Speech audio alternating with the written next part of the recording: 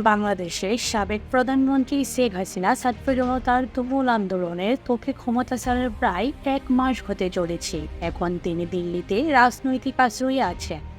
5ই August হাসিনার নাটকীয়ভাবে ক্ষমতা হারানোর পর তিনি একটি সামরিক হেলিকপ্টারে করে ভারতে পালিয়ে যান।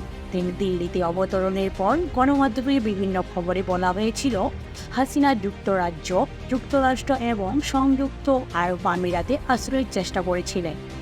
কিন্তু দেশগুলো সাফ জানিয়ে দিয়েছে তাদের দেশে হাসিনার জায়গা হবে না। এই পরিস্থিতিতে তার সামনে অপশন মাত্র দুটো: হয়তো তিনি ভারতের রাজনৈতিক আশ্রয়ের প্রার্থী হিসেবে থাকবেন, না হয় তাকে দেশে ফিরে আসতে হবে।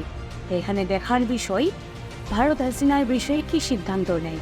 তবে অনেক বিশ্লেষক মনে করেছেন যদি হাসিনা স্থায়ীভাবে ভারতে অবস্থানের সুযোগ পান তাহলে তা দিল্লিকে বাংলাদেশের বর্তমান সরকারের সাথে সম্পর্ক গড়তে চ্যালেঞ্জ তৈরি করবে। যদি এমনটাই ঘটে তাহলে দিল্লির কূটনীতি মারাত্মকভাবে প্রশ্নবিদ্ধ হতে পারে। কেননা ভারতে বাংলাদেশের কাছে শুধুমাত্র প্রতিবেশী দেশেই নয়, দিল্লির কৌশলগত অংশীদার হচ্ছে বাংলাদেশ। এছাড়া ভারতের সীমান্ত নিরাপত্তার জন্য অত্যন্ত গুরুত্বপূর্ণ ঘনিষ্ঠ মিত্র হচ্ছে বাংলাদেশ। বিশেষ করে উত্তর পূর্ব রাজ্যগুলোতে ভারতের জন্য বাংলাদেশে খুবই গুরুত্বপূর্ণ। অনলাইন বিবিসি এক প্রতিবেদনে এইসব কথা বলা হয়েছে।